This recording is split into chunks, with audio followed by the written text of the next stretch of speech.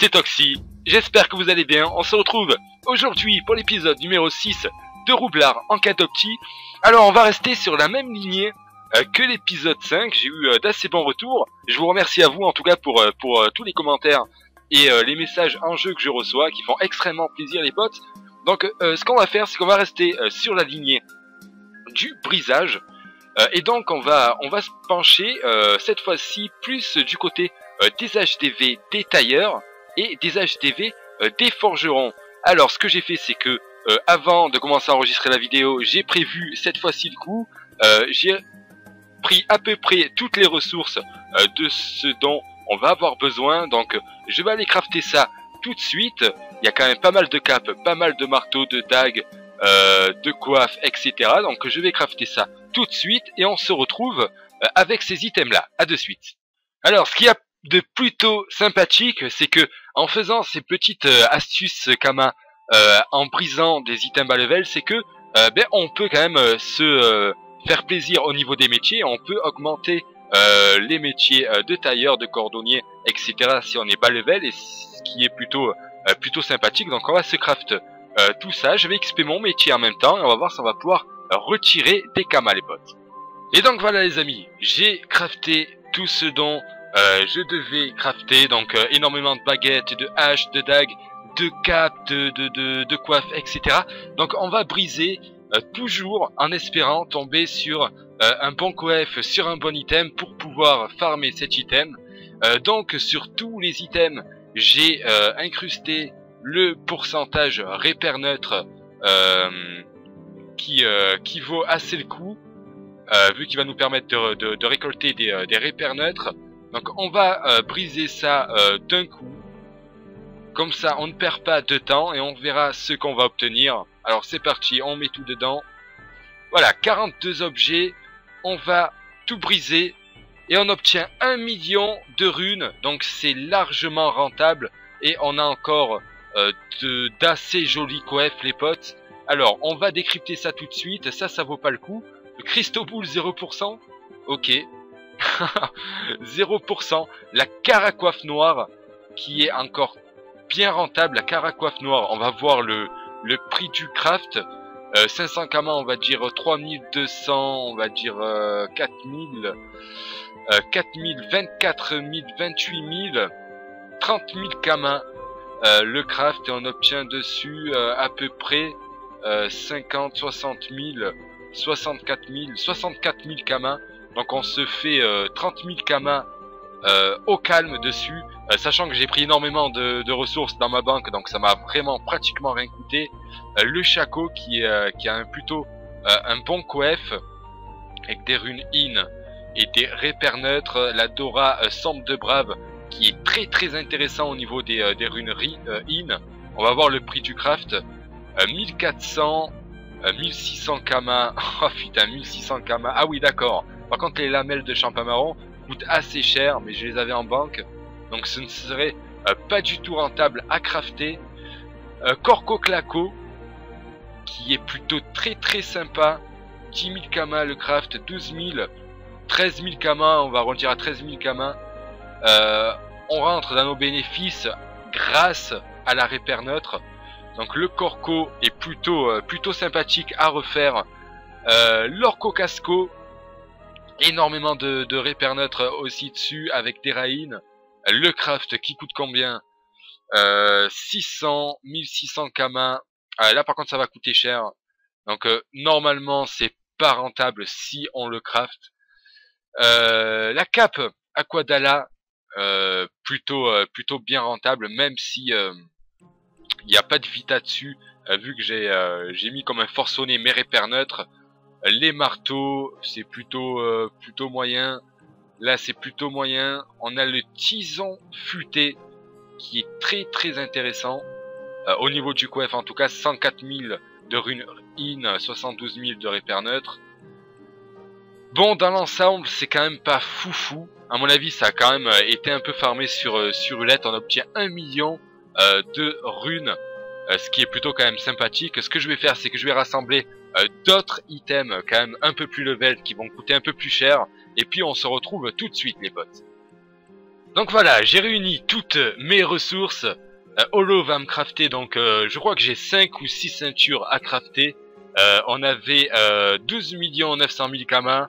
On a à peu près dépensé 900 000 kamas en ressources. Donc je vais crafter tout ça. C'est parti. Fusionner. Ouais, on a 6 ceintures, je crois. Pour 900 000 kamas, des ceintures moyen level. Maximum, je crois que c'est level 130. Et donc, il va falloir se rembourser déjà les 900 000 kamas, ce serait plutôt pas mal. Et puis, essayer de gagner des runes dessus. Je sais pas si je vais mettre des repères notes dessus ou pas. On va payer notre holo. Merci holo range. Merci holo, merci poto. Ah oui merde. Hop. Voilà, on a nos ceintures. Je vais aller mettre le pourcentage repère neutre dessus. Et puis on se retrouve tout de suite. Mais non. Bon allez vas-y, 69 kamas. À de suite. Bon, finalement je n'ai pas mis les repères neutres parce que je les avais pas sur moi, j'ai la flemme de retourner en banque. C'est pas très grave. On a donc 7 ceintures. Wawobo, Pawabit, Fourbissante, Xénature, Saintruche, Bitoufal et Briguelanière. On va briser tout ça et j'espère au moins rembourser les 900 000 kamas. Nickel.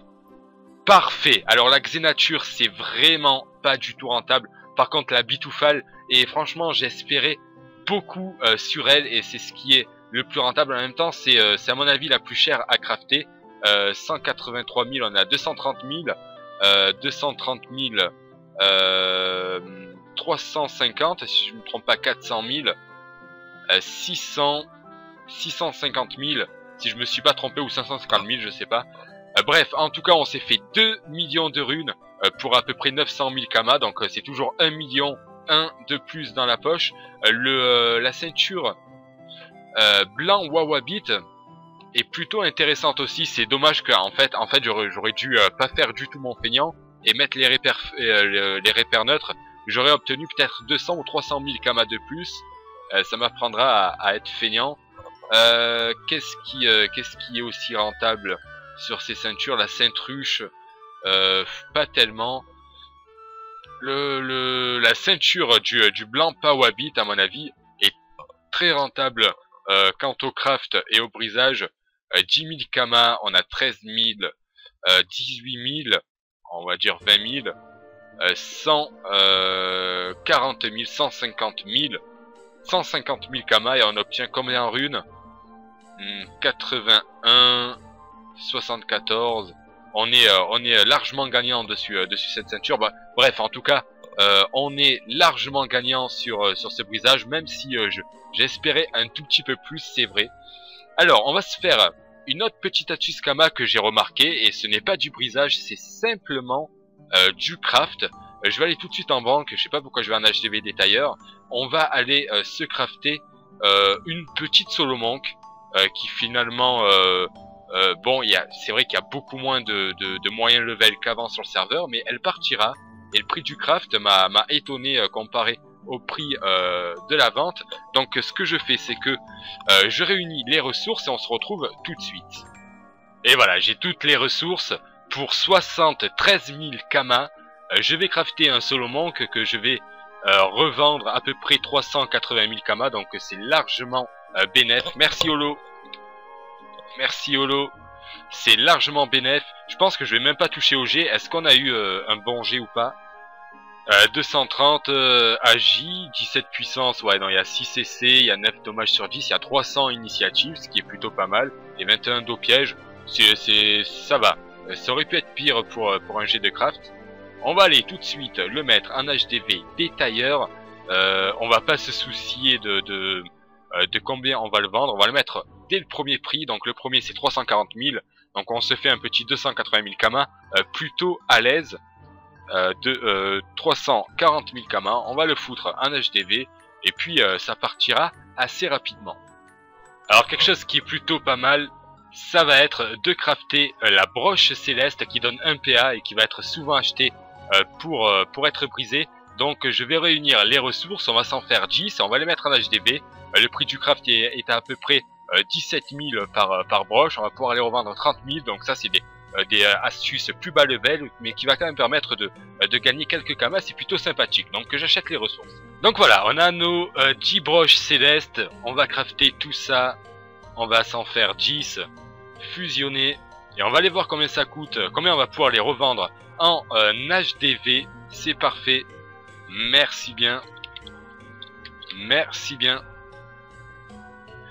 On va les mettre en HDV. Et on a utilisé 180 000 kamas si j'ai bien compté, si je me rappelle bien. Donc HDV des bijoutiers.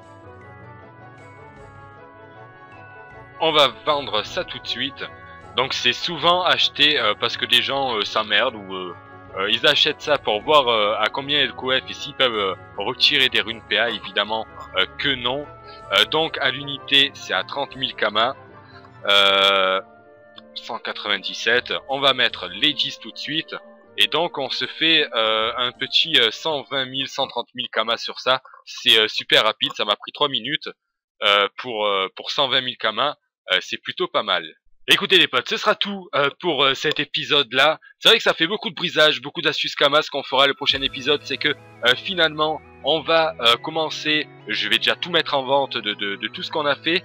Et on va commencer à se craft mon amulette, le talisman de je ne sais plus, je ne sais plus le nom. On va se la craft et on va se la FM tous ensemble au prochain épisode et on sera logiquement full stuff entre guillemets. Il me manquera quand même une petite épée d'automaille je pense, plus un croom à voir, je ne sais pas encore le familier, et puis tous les trophées.